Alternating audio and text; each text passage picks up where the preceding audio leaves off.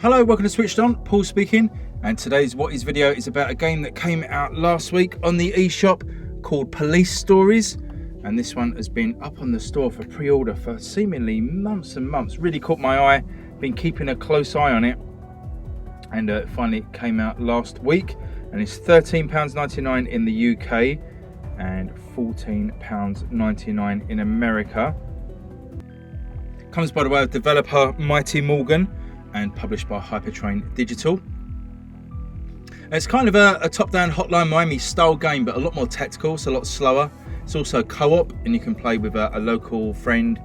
There's no online, so you either play locally or the AI takes control of the other partner, and you can issue commands to them. It's a little bit clunky, but once you get used to it, works quite well. I really enjoy this style. I don't mind Hotline Miami, but I find it really frustrating. I really enjoyed the slower paced game here in Police Story. So I'm going to skip the intro story again, so not to spoil anything, and we'll pick it up with some gameplay in a second. So there is a story mode here, 18 missions. They're all locked. You need to earn enough points to unlock the next one, and you get points for doing various things. It's not just all out shooting, so there is a lot of tactical stuff. Your main aim, or you get sort of your mission with your main aim with what you need to do, but really it's not about just going in and shooting everybody. You can, in the first instance, try and make the bad guys give up so you can arrest them. There's also civilians milling around that you need to be careful of, so it's not all guns blazing. We get a quick briefing here. Get to issue tactical stuff, so we've got flashbang, give that to our main character John, medical kit and a lockpick, and then for our partner Rick Jones we can give flashbang, lockpick, and there's unfortunately not enough left for his last slot. Again, just skip to a short cutscene now. I would advise watching it because they're quite funny, well written, a lot of sort of pop culture references.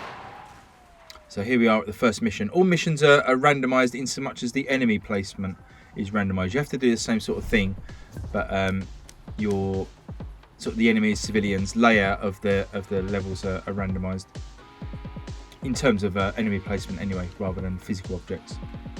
So just get a quick tutorial here. So we've got a person over here behind that bike to the right. Now we don't know who that is yet, so we're going to shout a command for them to get down. Get down now. And you can see they've complied. Now what you can do is hold down ZL, and it lets you freely move the cursor while you're standing, and you can put the cursor over things. So we're going to put the cursor over this guy, press A, and then we're going to go to secure, and that's like a command to send our partner over. So it's just telling you there how to do an arrest. So our partner's gone over and arrested him, so that's fine, he's secure. Now we go to this door, put the cursor over it, and we can ask our partner to go and open it while we sort of keep an eye out. Now even though you can see through walls as so much as you can see the layout, you don't know where the enemies are. If the door's shut, you can't see behind it, so you don't know who's there. So we just open that door blindly, and there is actually an enemy there waiting to shoot us, so we have to be very careful now. Get down now. So okay, we shouted to get down. He didn't comply, and he's actually gone through that door. We've also alerted somebody to the right there in that room, so they're onto us. So now we need to be really careful. So I think what we're going to do here is get our partner to toss a flashbang in, and we've also shouted another issue to get down, so we're now authorized to use force if the person won't get down on the ground. We've now got a little option, and again little option there because they came at us firing. Even though we issued a get down command, press Y and it can issue the get down command, and if they ignore that then you're kind of free to open it. What we're going to do here, we're going to get our partner to cover this area, and we're going to breach this door this time. Get down now. And you can see the bad guy there has thrown his weapon away and got down on his knees, so he's given up, and we can take that weapon for extra points. The points in the top right hand corner. I think we need 6,500 I think to unlock the next level. So press the L button to regroup our partner. There's a baddie behind that door there. So again, we're going to shout for him to get down. We're going to tell our partner to cover that area. Copy that. Oh we got shot. That wasn't very good. The only thing this is lacking is a way to sort of stick to walls, because obviously you've got no choice there but to, you know, stick your whole body out and risk getting shot. Probably could have tossed a flashbang. You obviously only get a certain amount to carry. Okay, so we're going to restart the level, and you can see here there's no bad guy or civilian by the bike like there was before. Just to say as well, this game has got friendly fire in it as well, so you have to be really careful about placement of your partner. Let's get him to open the door. We'll stay. Okay, so that was a civilian. Civilian secured. Press L to regroup.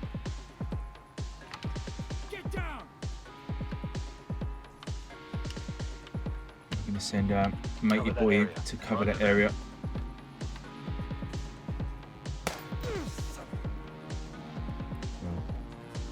We guessed he was a bad guy. He had a gun drawn on us. We didn't issue the command, so you get minus points at the top because unauthorized use of force. Fall in on me.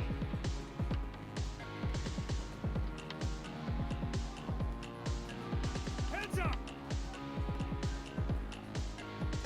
Another thing is a little bit that I'd like in the game is the ability to stick to walls, because obviously you've got to kind of put yourself right out there to look at the down alleyways and stuff, and also you'd have a line of sight down there where we haven't at the moment. You can sort of use the left stick a little bit, ZL a little bit, to sort of peek around, but it doesn't give you much option. Obviously if in real life, if I step around this corridor, I'd get a view right the way down the end of that corridor, but at the moment I kind of don't know what's down there.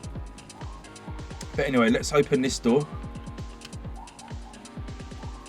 If you like sort of top-down shooters, definitely give this one a go, and sort of with it being a little bit more tactical and slower. Roger that. Get down. We got shot there. So it's quite difficult to sort of issue that command. Be good as well if you could sort of tell your partner to issue the get down command, just to help you out a bit. I'd imagine it'd be a lot easier with 2 players. I've not played it with 2 players yet, but I can imagine it being a hell of a lot easier than trying to sort of juggle an AI partner as well. But I would say it's a really interesting game. Definitely check it out. It's on the store now.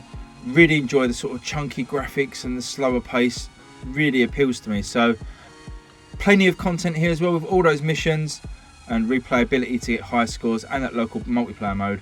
So I would certainly give this one consideration, considering it came out last week with all those other crazy releases like Zelda, Ni no Kuni, Grid, and there's been crazy amounts, haven't there? Castle Crashers released recently as well. So really hard for games releasing to get some traction at the moment. So that's what I'm trying to do, give a bit of visibility to some of these smaller games. So that's Police Stories on the store now. Hope you enjoyed that. Please like and subscribe if you did. Leave me any comments below if you fancy this one, or if you have any questions, I will try and answer them for you. But until next time, I'll see you guys later. Thanks everyone. Bye bye.